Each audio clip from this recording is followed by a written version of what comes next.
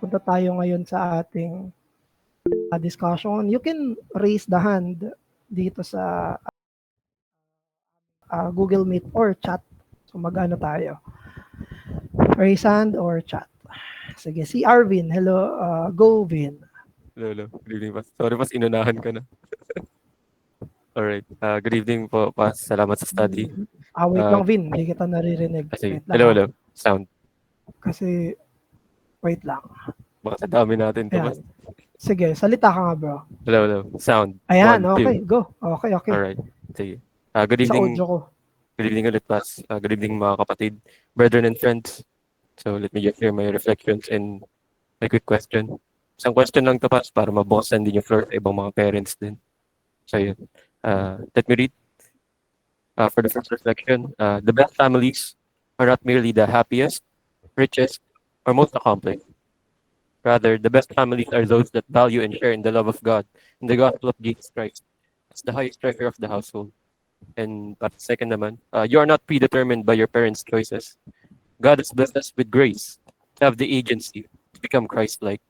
So, sa unang part tsaka sa second part pa, medyo connected. Ako naman din personally, hindi man kami lumaki sa Christian household. Bakit nga ba yung training ng parents pag-seek ng marriage? Bakit nga ba need i-train? Kasi gusto natin i-reflect yung ebanghelyo ng Diyos. Kumbaga, yun lang naman eh. By the end of the day, will the marriage reflect the love of Christ to the church or hindi? Parang yun, dun lang talaga nakafocus lahat ng training. It helps to simplify talaga, Pas. Para hindi na malito, hindi na tingnan kung ano pang meron o wala. Yun lang naman eh. And may mairarating ba tayo sa harap ng mabuti at soberanong Diyos? Wala eh. Kasi we are also given the grace na kahit fractured yung family, ika nga, gumamit pa nga yung Diyos ng mga pinakamasahol pa na relasyon sa line ni Christ sa mga families na nagdaan throughout the history. Hindi naman the best families yung ginamit ng Diyos eh. Some of the worst and most vilest families. But still, God is sovereign and He's able to make use of the weakest among us to bring about His great purposes. And kasama na rin yung marriage din. And hopefully pa, magamit din ako ng Diyos sa panibalan na pag-seek. Sa akin naman din personally, why would I value someone? Or why would I seek someone who does not hold the gospel of Jesus Christ as the highest treasure? So yun lang naman, Pas. Salamat. So, quick question ko lang naman, Pas. Na siguro relate din marami dito. Where should Christians that did not grow up in a Christian household find their training for marriage? So yun lang naman, Pas. Thank you, bro, dun sa mga reflections mo. So, saan tayo makakakuha? Of course, ang pinaka-ultimate na panggagalingan natin ay yung scripture.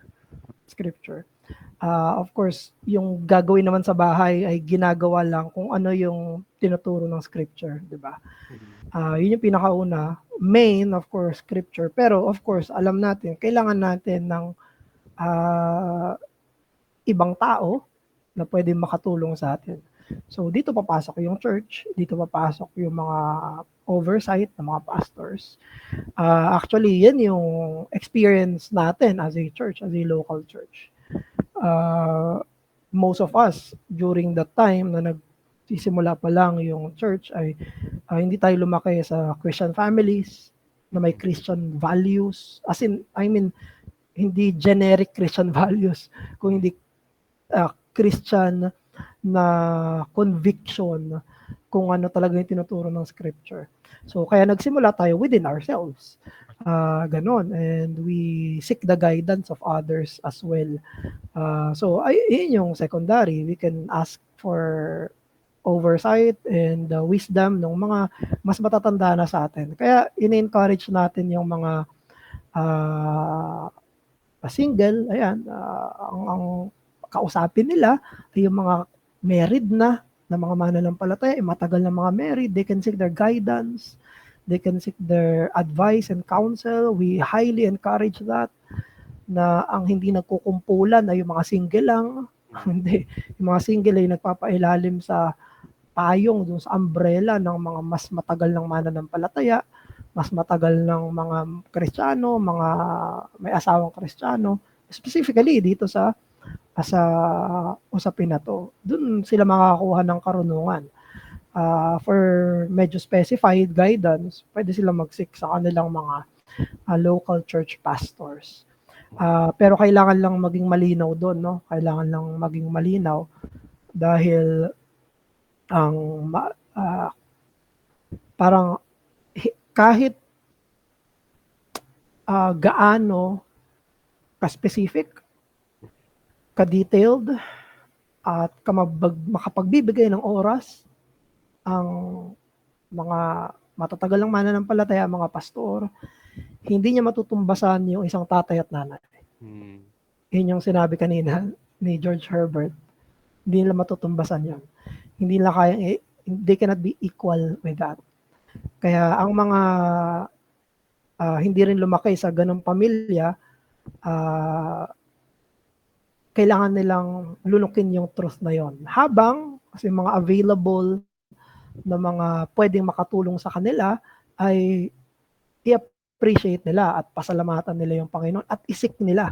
Hindi nakakahiya at hindi dapat mahiya na maging seeking palagi ng counsel. Okay lang yon, tama yon. Pero kailangan ding aminin ng isang mananampalataya na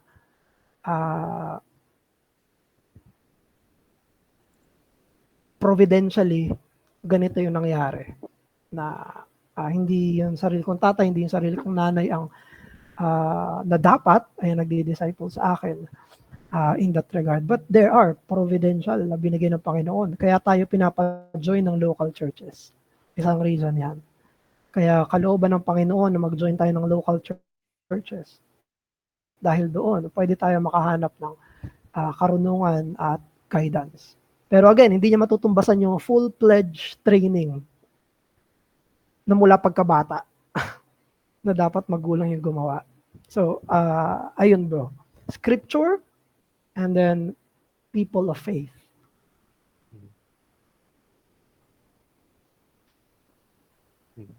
Salamat din, Pas. Siguro as a final comment na lang din. Malaking biyaya talaga na tawag doon. Hindi siya problem na sinasolve ng sarili ko. Ito na isang anxious thought yan sa karamihan ng mga singles lalo na sa akin din na how do we solve this problem of marriage? Hindi naman yung problem na niti-solve ko lang And maganda nga ma-involve lahat ng relevant dito, family, yun nga parents, and ganoon din yung local church, mga pastors. Sa case ko bilang universal member, yung wisdom talaga yung wisdom talaga ng mga ng maraming mga kinasal na matagal. Biyaya talaga silang lahat. And salamat sa Diyos dahil nga bilang kabahagi ng isang local na church, bilang bahagi ng isang tapat na iglesia, it's not a problem that you alone will solve. Maraming biyaya yung Diyos para matugunan yun in some sense. Pero salamat din pa muli. Pero din sa mga ibang kapatiran sa church na lagi kong tinatap, lagi kong hinihingan ng counsel ng mga nila, ng mga feedback nila. Dahil yun talaga. Saan ko pa ba kukunin yung mabuting payo? Hindi doon sa mga pinapanal ng Diyos. Sa'yo lang naman, Pas. Salamat. Thank you, Don bro. Si Joel, 3 question. I think yung pangalawa ay putol, bro. Sige.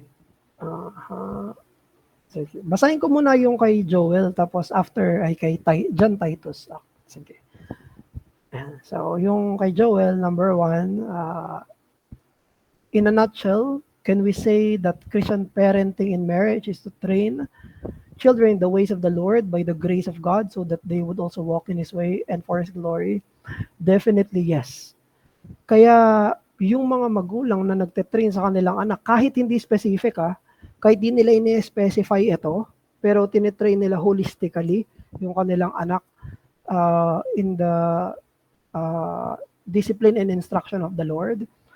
Somewhere along the way, meron silang wisdom kung ano yung mga gagawin at ano yung mga karunungan na dapat nilang i-take sa kanilang path. So definitely yes. Ang pagtuturo sa kanila ay general at ganun din yung whole counsel ng Panginoon. Tapos yung number 2, for Christian children who do not have parents who are there or whose parents are no longer or whose parents are not Christians, can they look to Christ's example where the father is the one who chose a spouse with consent? So, sorry bro, hindi ko lang mag-gets itong number 2. Can you elaborate? Yung sa number 2. Yung, I think in 2.1, gets ko to. Pero yung sa number 2, can you elaborate? Can you, simplify pala?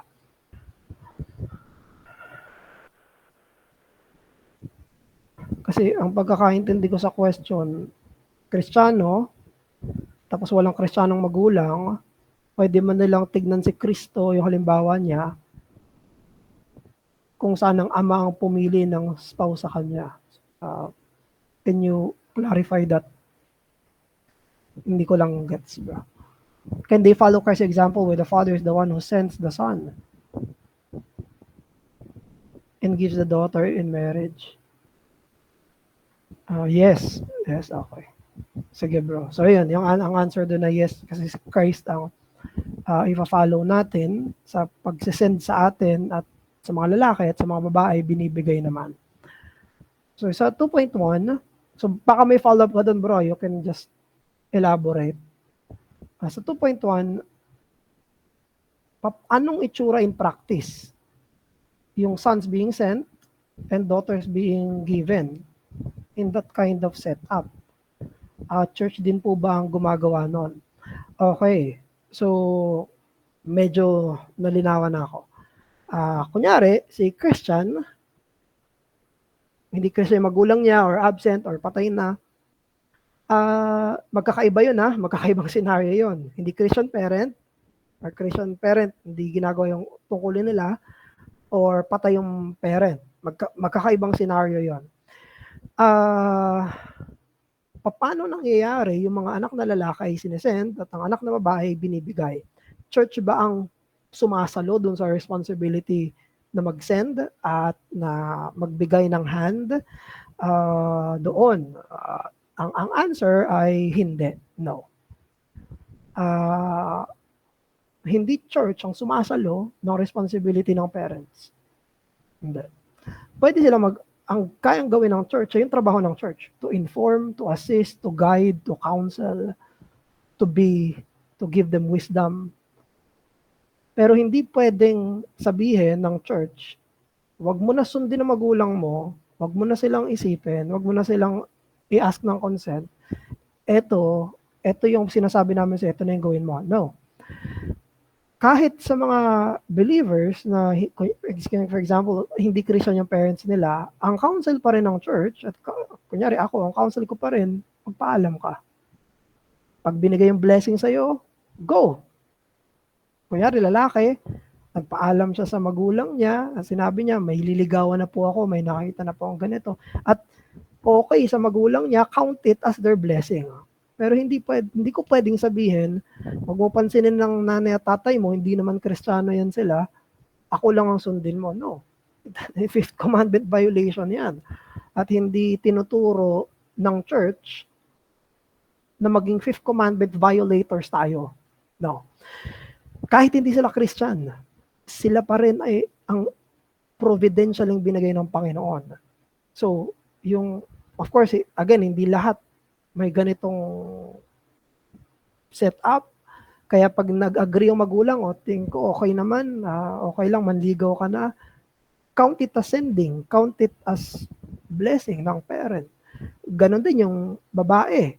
Yung babae, paalam ka sa parents mo, kung okay sa kanila na may nagpo-porso na sa'yo. At pag okay sa kanila, count it as that.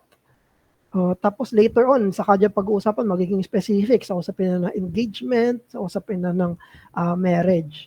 Pero hindi dapat sila wala sa picture. So, yun yung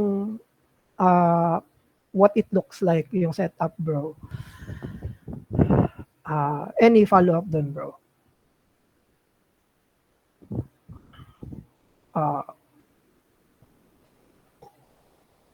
Ayan, sige. Ang next si John Titus. Yun po, good evening again, Pastor po. Oo. Thank you po ulit sa ano po, sa discussion po natin na to. Anyway po, sa question ko po, paano po if, kasi again, syempre, fifth commandment, honor thy father and mother, then dapat may approval ng parents po even before manligaw or magpalikaw, etc. Mm. Pero, paano po kaya yung parang naging legalistic na ruling ng Christian parents na even na na-adapt na ng church? Kasi it sounds good and or biblical, pero I believe na it's legalistic and not Sorry John, can you medyo ulitin mo yung medyo nauna? Medyo may na-miss ako. ayun po. Paano po kaya yung legalistic ruling or naging norm na from Christian parents and even na-adapt na ng church or even ng church sinasabi to kasi it sounds good or it sounds maybe biblical, pero for me, it's not really biblical. Yun nga po, ito po yung ruling na before you get married, you have to be stable muna or successful. Ang nakita ko pa based on my observation, ang naging consequence nito is nagkaroon ng influx of single men and women on a certain age group na Yes. hindi na tuloy nagpapakasal kasi nga na-pressure Ah. sila, I have to be successful muna and follow my parents. Ito rin kasi yung sabi ng pastor namin. So, paano kaya yun? Kasi, I don't know if ano po yung norm or ruling sa church nyo, pero for so many times, regardless kahit anong evangelical church or Christians na nakausap ko, laging may ganito yung ruling yung parents nila. And yun na nga, pag nakakausap, parang they're on the certain age na tuloy na, yun nga, kasi na-pressure sila dapat successful or stable muna, which is hindi naman ma-define. Ano ba yung successful or stable? Dapat ba may assets, ganyan, etc. Pag So, ano anyway, na, pag 16 na, and stable. yun nga po. Stable na yung BP. Yun po. So, paano po kaya yun? Kasi, again po sa akin, hindi siya biblical. Legalistic siya. Kasi yun din naman yung pananaw ng mundo. Bago magpakasal, dapat stable and muna or successful. If sasabihin is financially responsible, I would agree. Pero stable and successful. So, where do we draw the line? Or paano kaya natin to parang, i-argue sa church sa parents? Mahirap yun. I will not say na kung ang church community ay ganun yung paniniwala. Tapos, kung yung parents, kasi kung parents lang ang naniniwala, may possibility na mag-change ang mind. Isa yun sa palagi kong nire-remind, hindi immutable ang tao, nagbabago rin tayo ng isip. So, kahit ang mga magulang, hindi naman sila immutable, hindi naman sila, once sinabi nila yung isang bagay, forever ng ganun, they can change their mind. Pwedeng influence, pwedeng may request, ayan, with honor at with respect, pagdating dyan. Pero ang nakikita ko lang na problematic if yung local church ay ganun. Kapag yung buong community of faith ay ganun ang paniniwala, mahirap.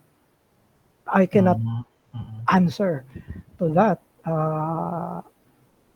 unless makita nila yung result noon at hindi nila kino-consider yung isang consideration for marriage. Sa 1 Corinthians chapter 7, it is better to marry than to burn with passion. Isang reason ay kung ayaw nating kailangan mas isang magulang at isang covenant community, mas gusto kong mag-asawa yung anak ko kahit hindi sobrang yaman, hindi sobrang dami ng pera, basta hindi siya makakommit ng sexual immorality, ma-prevent. Kaya lang yun yung napagpapalit Kasi Mm. bilang lalaki, lalo na sa lalaki, na meron talagang sexual urge, teenager pa lang. At according sa mga nabasa naming theologians na kung teenager pa lang ay nagkaroon na ng pagbabago sa katawan, ibig sabihin, pine-prepare na sila for marriage. Yung sexual urge ah, ay hindi nangyayari.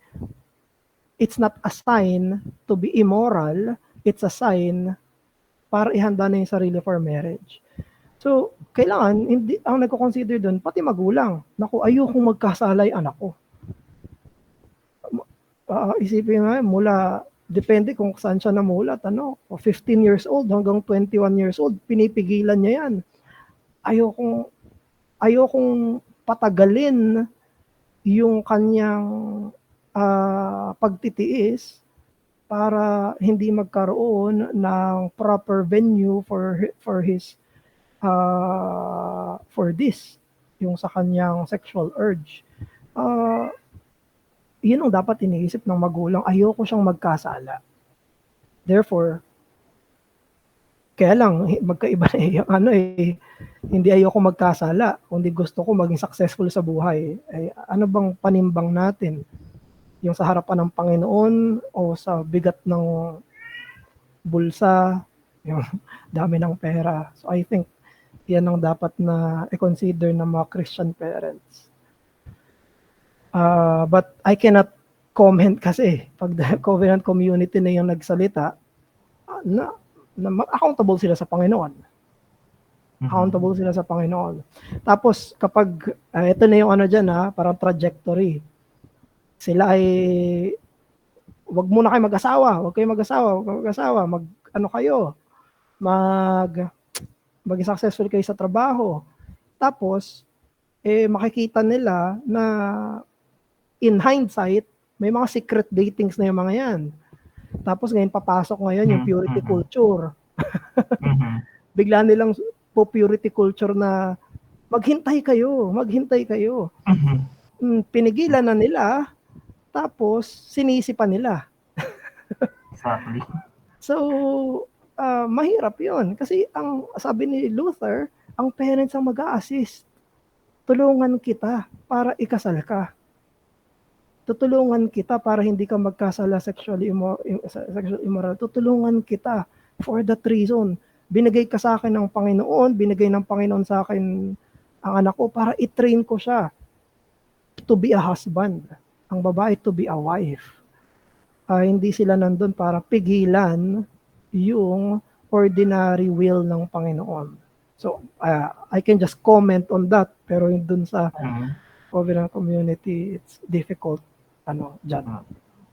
Thank you po dun, Pastor. Ang galing po nung sagot na nga po yung abot niya sa kung yung anyway, siguro po yung mga natutunan ko kasi literally I'll discuss this with my age group po, ganun. Kasi siguro po may mga nakakausap lang din ako and same observation kami and sadly it's sad. It's sad to witness these things kasi nga wala namang mga gift of celibacy ito. Oh, yeah. Parang nabiktima sila ng ganitong I don't know. So yun po. Yeah. Thank you po, Pastor. Oo. Sa church namin, nagsimula kasi kami na iilan lang yung married sa amin, puro young adult. Pero nung pinag-usapan na namin to, diniscuss namin to, tinuro namin to, nagsipag-asawahan. At ngayon, yung karamihan sa amin, may mga maliliit ng anak. At yun yung gusto naming mangyari, na paglaki, etong mga ang gagawin natin dito sa maliliit na mga bata na to, iti-train natin sila for that purpose. At sila rin, in their next generation ng mga Christians, ganun din yung magiging pananaw nila sa Biblia. Na hindi sila mga pumipigil, sila yung nag-encourage sa kanilang mga anak. Na sa totoo lang, of course, mahirap ito sa culture natin, pero as early as possible. Hindi as late as possible. At least, yan ay isang vision, kumbaga. Thank you po. Sige, si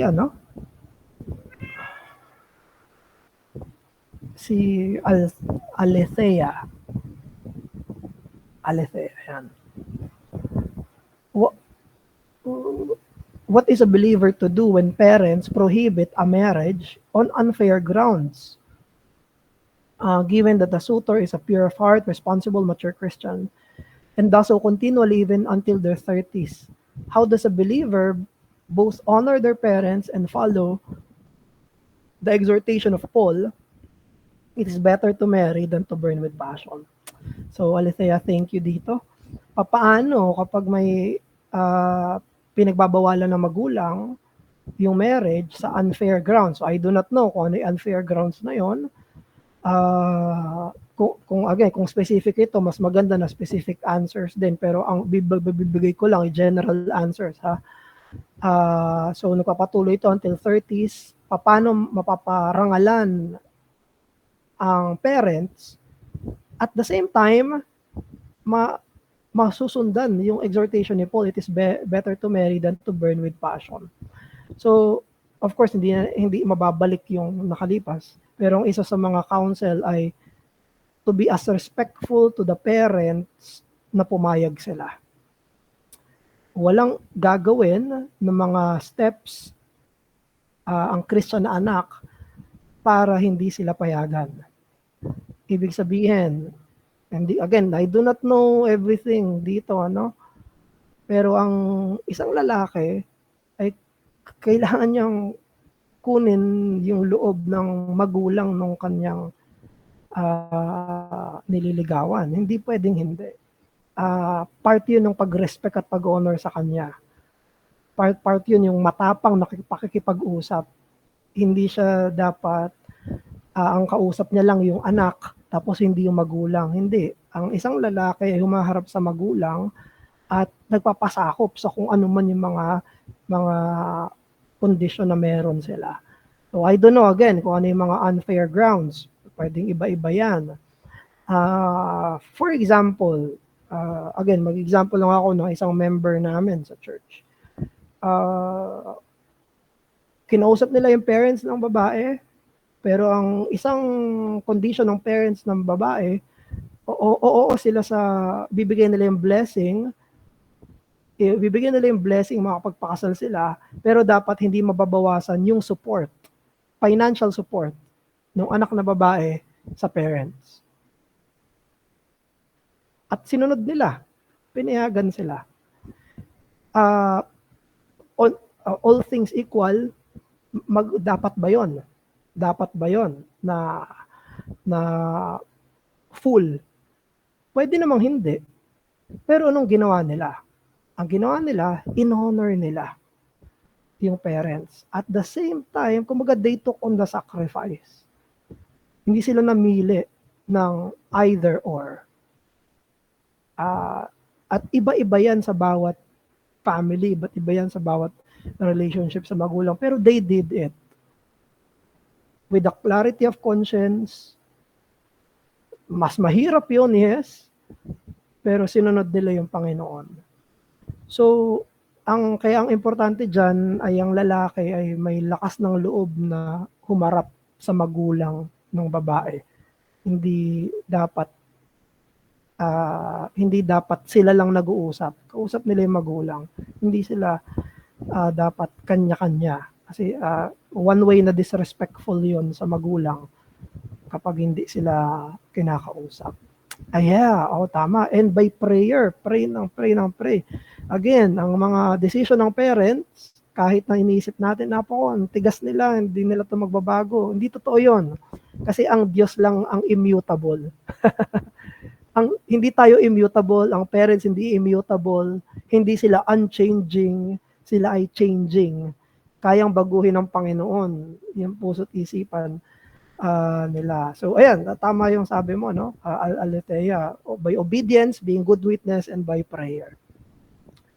So, ayun, Alethea. May kinalaman dito, Deacon Marlon? Meron mas. Ayun, sige, go, Deacon Marlon. Ano lang naman ito, mas theoretical. Kasal na po, kaya hindi ko na po ito gagawin. Ah, Kasal ka na talaga. for example, pas, ayun nga, there is still walang approval ng parents. Anong magiging setup nung dalawang ano na yun? Hindi ko kasi maklasify kasi we don't live in boyfriend and girlfriend eh. Nasa courtship situation sila and walang approval ng parents and di ng lalaki. Nandun kayo sa status na kinakausap mo, pinipersuade mo yung magulang. Ano yung magiging status ng lalaki at babae sa ganung situation? O Sorry, matatag pa rin sila na nasa suitor or courtship na parang kasi hindi sila in a relation kasi nga nasa ano nga pa yung hindi ko kasi maano kasi hindi ka naman pwede mag-push ng engagement walang approval ng magulang or pwede ba yun na mag-push ka ng engagement tas sabi nga nila parent willing parang ganon o ano yung magiging status bali ng lalaki and babae pas sa ganong instance na they are still persuading the parents na magkaroon ng blessing for their wedding. So hindi ba parang setup pa hindi sila engaged? Pas, parang ganun. Oo. Ayan. Ito yung mahirap. Ito yung mahirap. Kaya ang isang advice talaga doon ay keep on persuading and keep on praying, no? Pero isa yun sa mga tinatanong natin palagi kung pag hiningi yung blessing ng magulang, ibig sabihin hihingi na rin yung blessing nila. Kasi sanay yung culture natin na merong extramarital relationship, premarital relationship.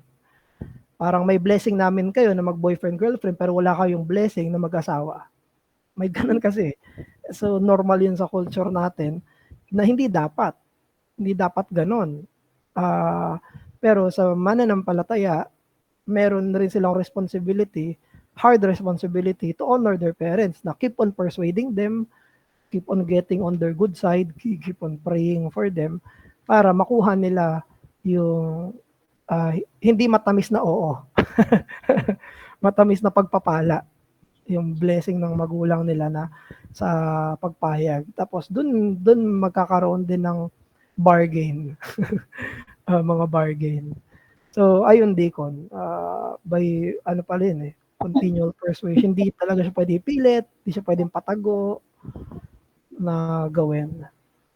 Habang nagsasalita kayo, pas, I realize na kung bakit nag-arrive yung problem na yun. Kasi, kumbaga nag-decision na probably yung dalawa na magkaroon ng relation.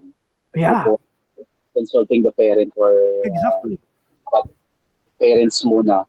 Gaya na nakita natin sa ilang mga brethren ngayon na yung approval muna ng parents para alam ng parents na pinupurso ko tong anak nyo hindi para sa boyfriend and girlfriend lang na setup. Oo, tama. Marriage talaga. Hindi doon pa sa setup na yun, alam na ng parents na yun talaga yung end goal mo. Doon pa lang, malalaman mo kung tutuloy ka o hindi. Tutuloy kayo. Yun nga, naging problematic lang sa kasi baliktad yung mali yung ano natin.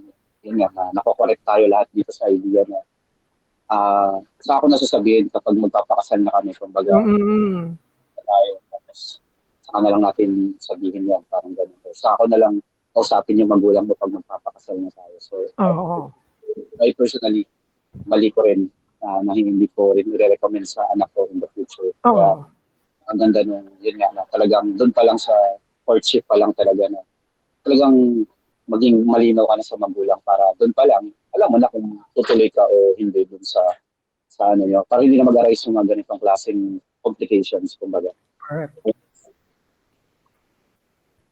Ayun, thank you doon, Deacon Marlon. May may underlying problem siya. May underlying na mali kaya siya nangyayari. Ang next ay si after ni ayan, si Ralph. Tama ba? Ang next ay si Ralph.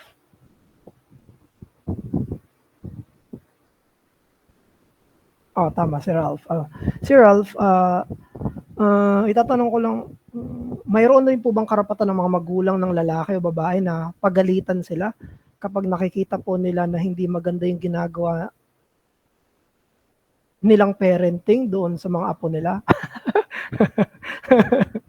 Okay. May karapatan ba yung parents, si lolo at lola, na pagalitan yung anak nila kapag hindi maganda yung parenting doon sa mga apo nila?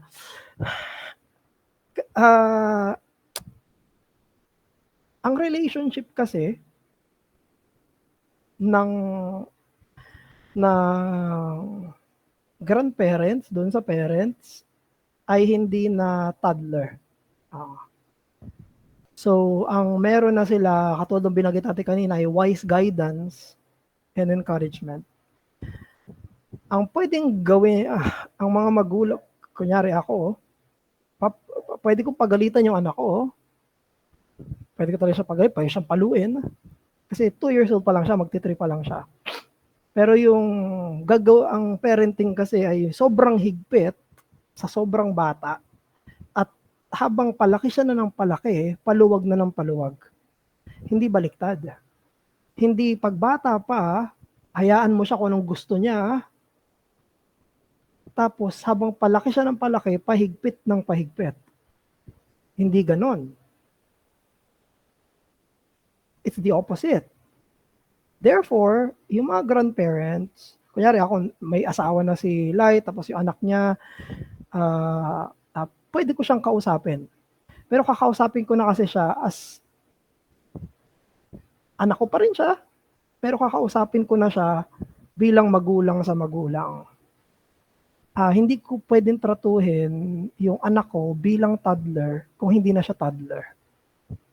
Ang pinapoint out ko lang ay yung word na pagalitan, ano. Pero pagsabihan o kaya naman kausapin regarding sa paano siya nagpapalaki ng anak niya, yes, definitely. Pwede niyang kausapin iyon. Legitimately. Pero may bagong government na sila at kakausapin niya na ito ng mata sa mata, hindi na bilang nasa taas at mababa, may bagong government na sila. So, ayun lang, Ralph. Any follow-up?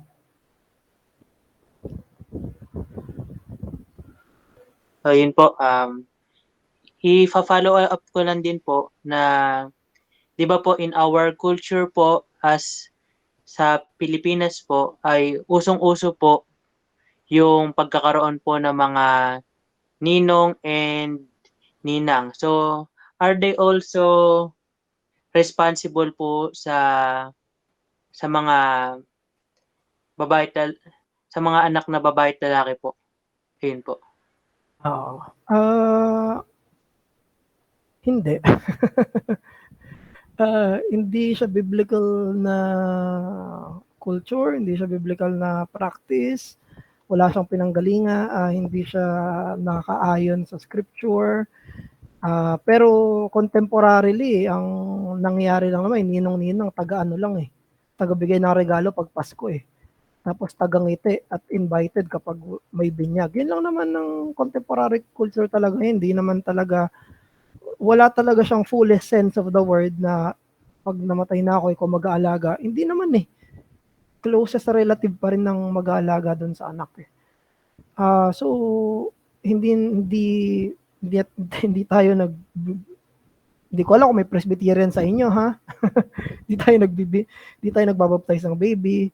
Hindi rin tayo nag-encourage na may ganon kasi ang responsible sa mga anak nila ay sila, hindi ibang tao. Primarily, ang responsible ay si nanay at tatay, hindi si ninong at ninang. So hindi natin encourage yun. Hindi yun ang dapat maging kultura ng mga mananampalataya. So baka may follow-up ka dun. Okay na po. Thank you po, Pastor. Sige, si Ralph. Si Melissa Salvador.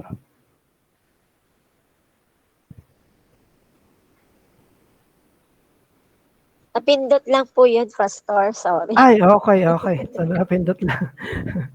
Sige. Sige po, other.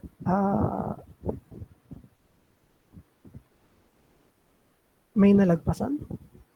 Okay. Saan nakalagay? Ayun. Jesslyn K. Ayan. What's the difference between dating and courtship? Are they both biblical?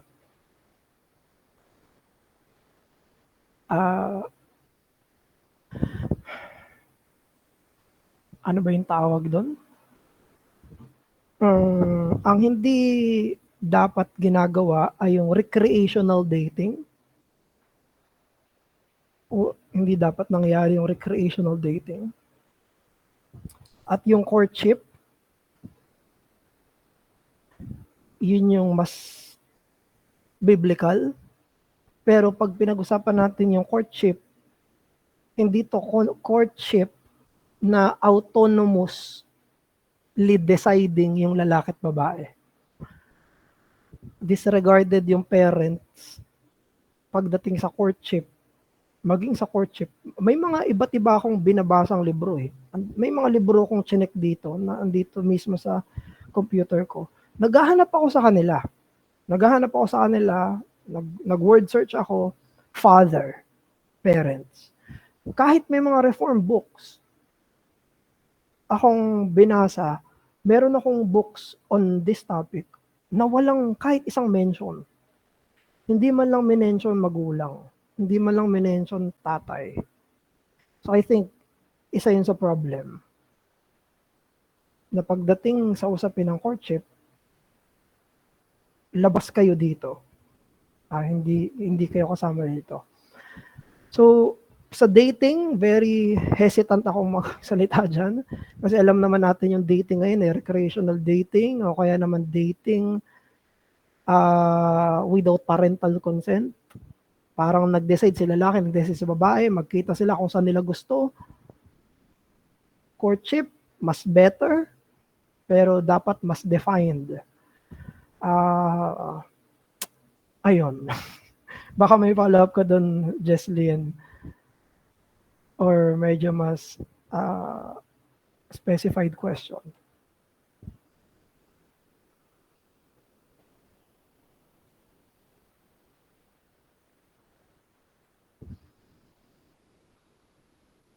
Maganda na rin yung mga term na nangyayari ngayon, yung dating to marry.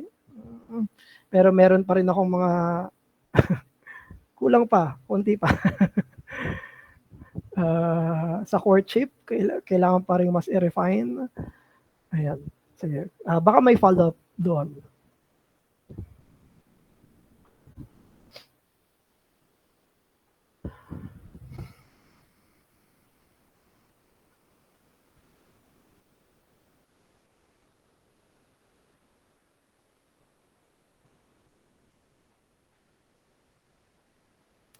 Sige.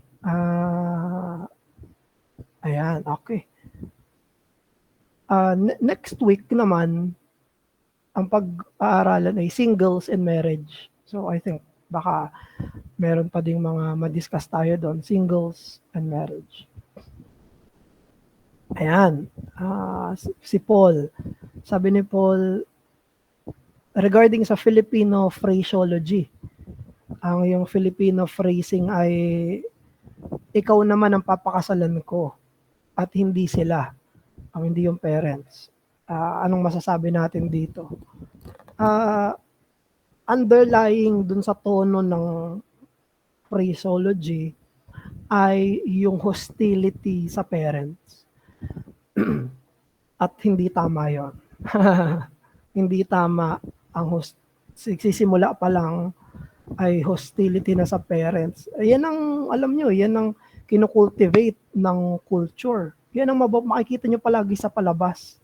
May dalawang nagmamahalan at may kontrabida. Sino kontrabida? Magulang.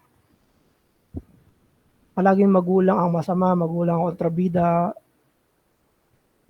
Yun ba ang tinuturo ng scripture? O tinuturo yun ng sanlibutan? Ang tinuturo ng sanlibutan, tinuturo ng mga films na yan, hindi nakakaintindi yung magulang. Ang nakakaintindi yung nagkakagustuhan, silang may alam, silang may karunungan, silang may and we do not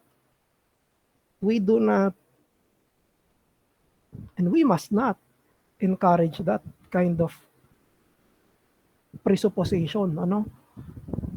Maling-mali yun. Pag may narinig kang ganyan, kailangan hindi na agad paniwalaan yon. Napakamaling-mali. Parang ang sinasabi, wag nating sundin ang 5th commandment. Ayan. Tapos may ano pala ito, meron palang qualifier na tutol sa kanila. So, dalawa lang yon. Either mali yung parent sa pagtutol or tama yung parent sa pagtutol. Dalawa lang naman eh. Kung mali yung parent sa pagtutol, hindi ang solusyon doon ay baliin ang 5th commandment, kundi mas sundin pa lalo yung 5th commandment. Mas kailangang kausapin pa sila. Mas magpakita pa ng kagandahang loob sa kanila. Hindi labanan sila. Hindi ganon ang kailangan nating sundin. At kung tama sila, aminin, magpakumbaba at aminin na tama sila. We do not encourage 5th commandment violation.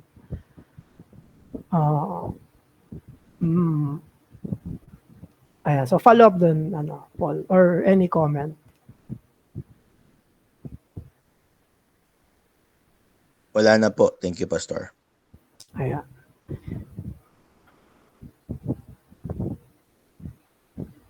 And any question or follow up or comment?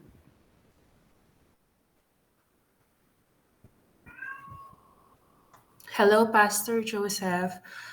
This is Jensen po. I would like to ask, I don't know if relevant po to sa topic, pero my Holy Spirit is telling me to ask this question na rin po.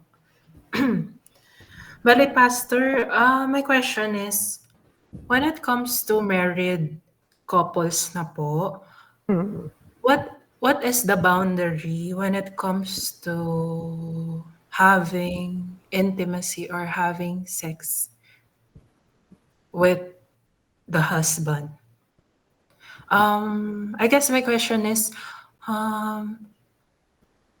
ano po yun? Meron pa rin po bang pagpipigil na mangyayari between married couples? And also, what if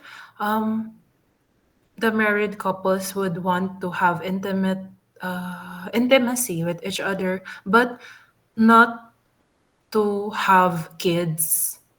So, paano po yung ganong scenario? Bawal po ba yun ni God? Ayun, thank you Don Jensen.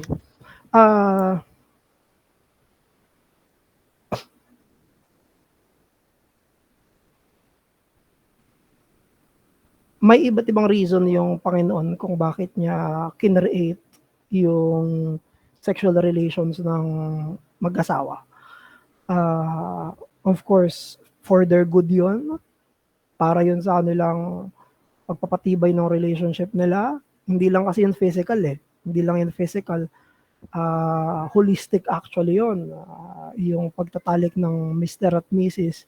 ay merong emotional, mental, and spiritual na bond sila. Hindi lang physical bond. Maraming nagsasabi ng mga eksperto na may physical bond talaga nangyayari doon sa sex. So, hindi lang siya for physical pleasure, meron talaga siyang bond sa mag-asawa. Isa yun sa reason ng Panginoon. Pero isa rin sa reason ng Panginoon ay yung pagkakaroon ng anak. Isang legitimate means talaga na ginawa ng Panginoon ay for their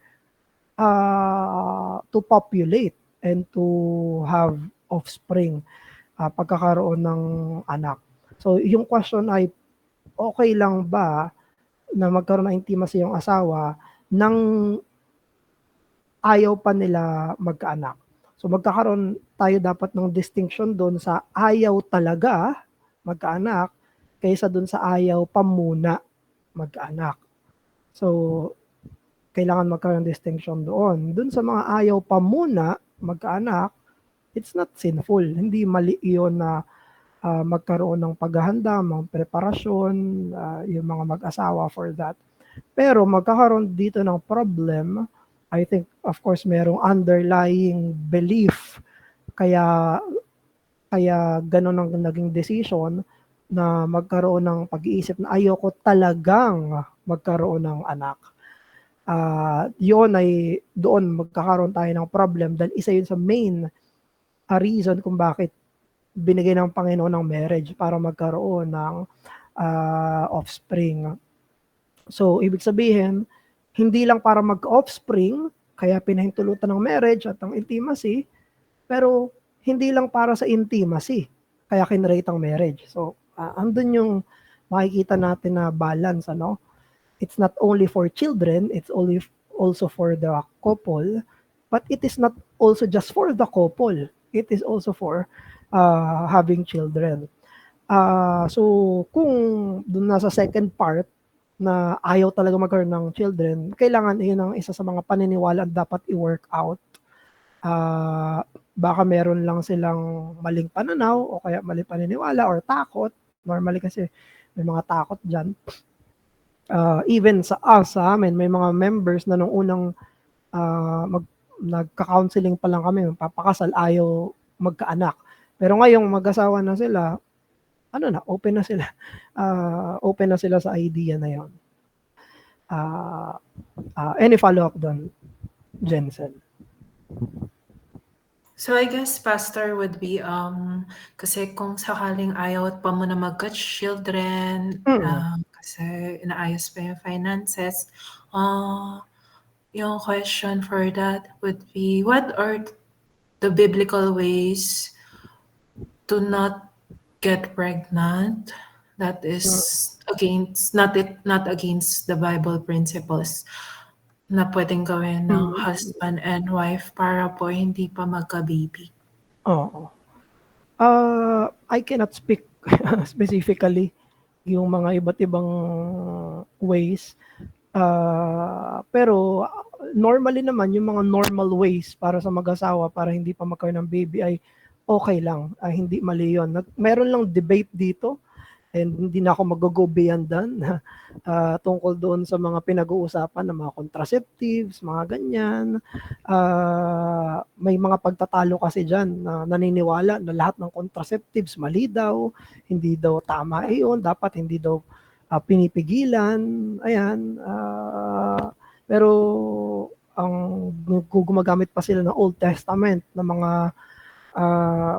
references katulad ni Onan doon sa Old Testament, pero out of context yung mga ganon. And for me, I do not believe na mali na gumamit ng mga contraceptives. Ibig sabihin, pigilan yung pagbubuntis without the view na ayoko talaga. So, I do not think. Pero however, kailangan din magkaroon pa rin ng pagtuturo kasi marami pa ring misconception doon sa ayaw pang magkaanak. Parang kailangan okay na yung finances namin lahat bago kami magkaanak, lahat ng yan. Kasi ang isa sa pinag-uusapan sa premarital counseling ay yung children. Isa yan sa marami ring misconception or takot bago magkaanak. Parang, walang perfect readiness. Katulad ng walang perfect readiness pagpapasok sa marriage, wala ring perfect readiness sa pagkakaroon ng pero better prepared, of course. Better prepared, pero hindi kailangan hintay na very smooth na ang lahat. So, ano lang yun, baka may mga underlying, of course, fears and beliefs on that. Pero sa kind of contraceptive, I do not think may mga mali na ganon. Thank you, Pastor. That would be all. Okay, thank you. Sige, may time check 11:23. Siguro kung meron pa last.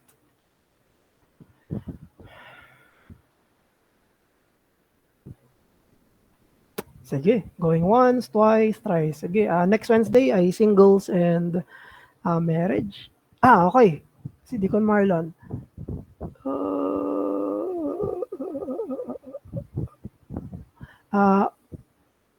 How about kung ang reason is enjoyin muna namin ang isa't isa bago kami magkaanak?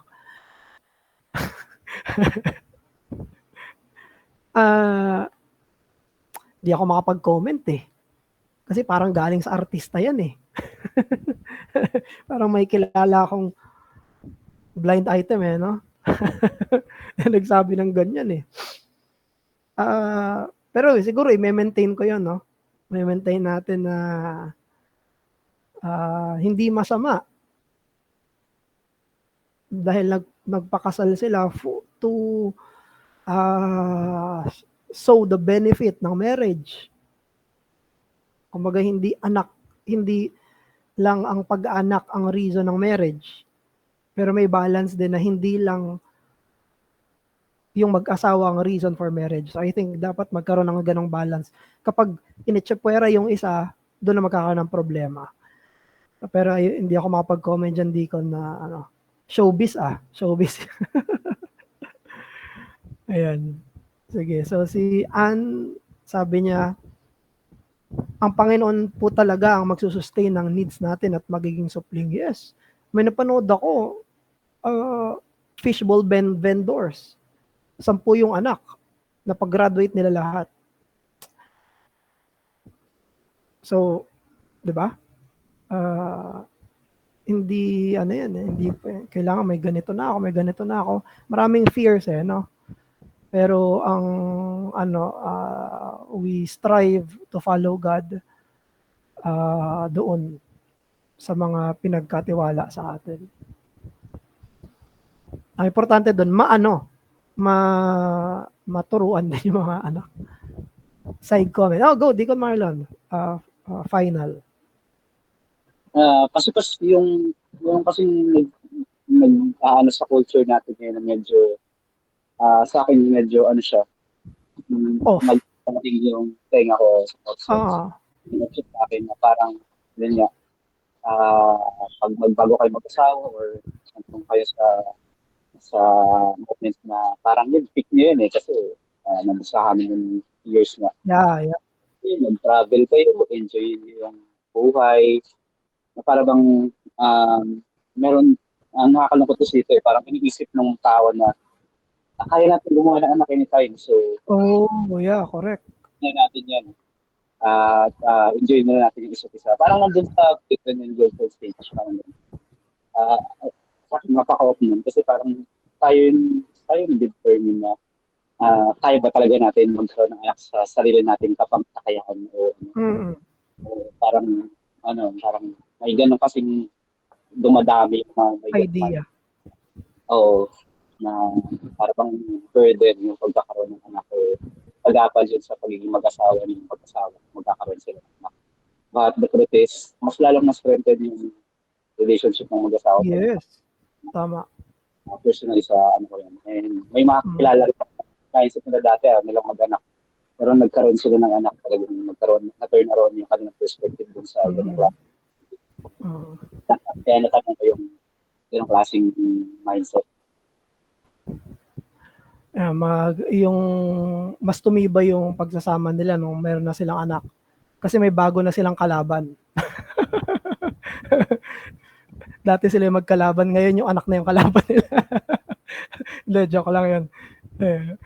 Baka may maniwala 2 versus 1 na. Pagtulungan natin to. Gulo nito Sige, pero let's pray po. Manalangin tayo.